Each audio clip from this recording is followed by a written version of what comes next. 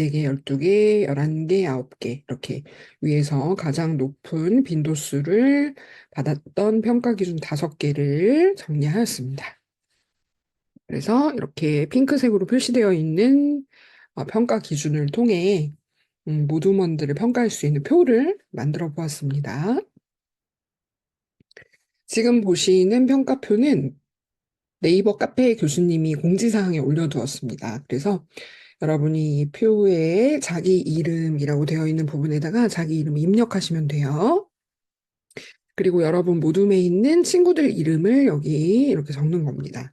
만약에 3명이면은 모둠원이 3명이다 그럼 자기 이름 2명까지만 적어도 되고, 만약에 5명으로 구성되어 있는 모둠이다 그러면 1명을 더 추가해서 이렇게 표시를 하면 됩니다. 그래서 자기를 스스로 평가했을 때 역할 수행을 잘했는가, 참여를 열심히 했는가, 그것이 20점을 차지하는데 20점 만점 중에서 몇 점인지 숫자를 적으시면 돼요. 그리고 숫자를 이렇게 뭐 19점이라고 적으면은 합계에 100점 만점으로 계산이 되게끔 교수님이 엑셀표를 구성하였습니다. 두 번째 기준을 보시면 시간, 기한을 준수했는가. 그래서 나는 내 생각에는 20점이야. 이렇게 예를 들어서 교수님 이영이다. 이런 식으로. 그죠? 성실성은 18점. 걔가 조금 성실성은 부족했던 것 같다. 내 스스로 생각해 볼 때. 그리고 책임감을 가지고 했느냐? 책임감은 괜찮았어. 적극적으로 의견을 제시했는가? 이것도 뭐 괜찮았지만 그래도 1점 감점을 하겠다. 이런 식으로 하면 100점 만점 몇 점인지가 계산이 되게끔 두었습니다. 그래서 여러분 표에 있는 자기 이름에 대한 평가를 한번 해보시고, 여러분이 생각하기에 모둠 다른 친구들이 모둠 내에서 얼마나 활동을 잘했는가 하는 것을 평가 기준 5개에 해당되는 각각의 20점 만점을 기준으로 해서 점수를 쫙 기입을 하면 여기에 개에 이제 100점 만점에 몇 점인지가 자동으로 계산이 되도록 표시될 것입니다. 그래서 여러분이 지금 엑셀 표에 있는 이 평가 결과를 입력하셔서 학습관리 시스템에 비공개 글로 올려주시면 되겠습니다. 이 파일에는 암호를 걸지는 마시고요. 그럼 교수님 볼 수가 없으니까 여러분이 비공개 글로 올리면은 내가 볼 수 있나?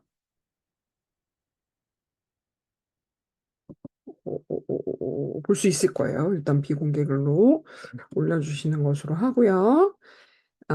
네이버 카페에 올리면 좀 편할 텐데, 거기에는 비공개 글로 올리는 이제 방법이 없기 때문에, 우리가 학습관리 시스템 LMS에다가 올리는 것으로 하겠습니다.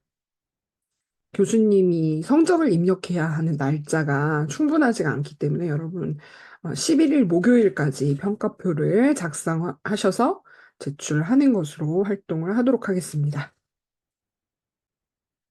자, 그럼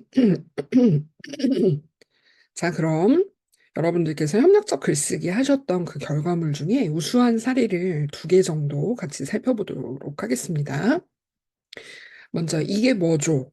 같은 경우에는 물론 수정할 사항이 조금 있기는 해요. 근데 교수님이 가이드를 해주었던 그 규칙, 양식을 좀 잘 비교적 준수해서 글쓰기를 마무리한 조의 결과가 되겠습니다. 그래서 이게 뭐죠 같은 경우에는 이제 서론을 한 문단을 작성을 하였고, 여러분 목자를 작성할 때 로마자 1, 2, 3으로 서론, 본론, 결론을 구성하는 게 좋다라고 했었고, 그 제목 다음엔 이와 같이 한 줄 띄어쓰기를 하면 보기가 편합니다.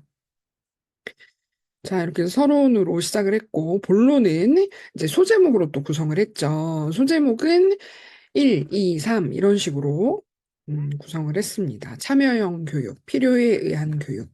그리고 세 번째는 낭만적 교육이다. 그래서 우리가 좋은 교육이란 무엇인가에 대한 내용을 본론의 소제목만 보아도 어떤 내용으로 구성을 했구나라고 하는 것을 한눈에 알아보기가 쉽다라고 하는 측면에서 형식을 잘 준수하였고, 본문의 출처를 밝히는 시도를 또 잘 하였습니다. 근데 참여형 교육 같은 경우에는 한 문단이 10줄이 넘기 때문에 좀 길죠. 이런 경우에는 2문단으로 쪼개서 구성을 해라 라고 얘기를 했었습니다. 필요에 의한 교육 같은 경우에도 임유나 2013년이라는 출처를 이제 안에다가 잘 구성을 했고, 대체로 본문을 길게 구성을 했네요. 좀 쪼개서 본문의 첫 문장에서 주제문으로 한 문단을 구성하는 것이 좋은 시도입니다. 세 번째, 낭만적 교육 같은 경우에도 좀 길죠. 두 문단으로 쪼갤 필요가 있습니다. 이렇게 해서 결론에서 요약, 로 이제 마무리를 잘 했습니다. 그리고 참고 문헌 같은 경우에도 교수님이 참고 문헌 작성 방법을 제시하였는데 그 형식에 맞추어서 구성을 비교적 잘 하였다라고 볼 수가 있겠습니다. 자, 두 번째 우수 사례로 살펴보려고 하는 것은 게르만족의 내용이 되겠습니다.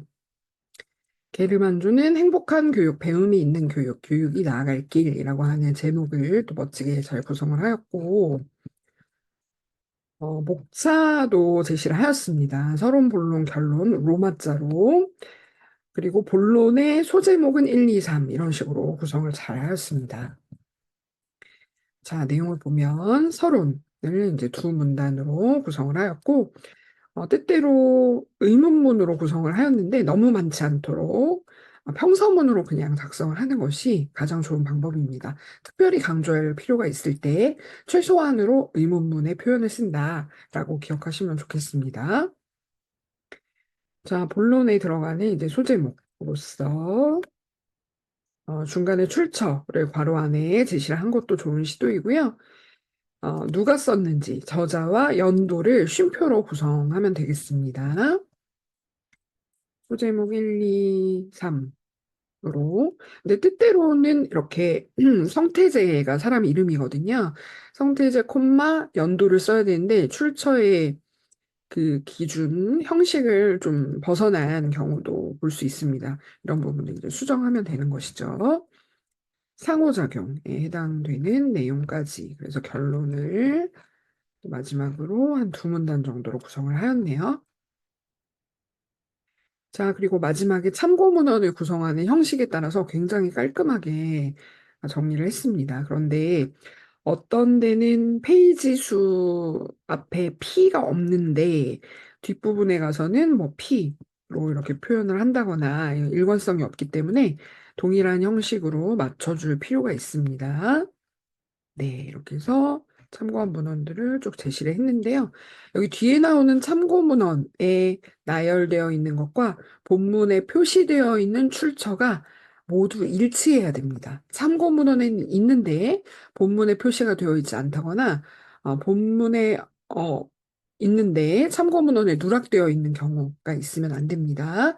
본문과 참고 문헌이 일치가 될 수 있게끔 꼼꼼하게 확인을 해야 할 것입니다. 자, 이와 같이 우수사례 두 편까지 같이 살펴보았는데요. 여러분, 글쓰기의 기본적인 규칙을 기억하시면서 짧은 글이라도 날마다 쓰는 습관을 가지시면은 여러분이 글쓰기를 잘 하는데 큰 도움이 될 것입니다.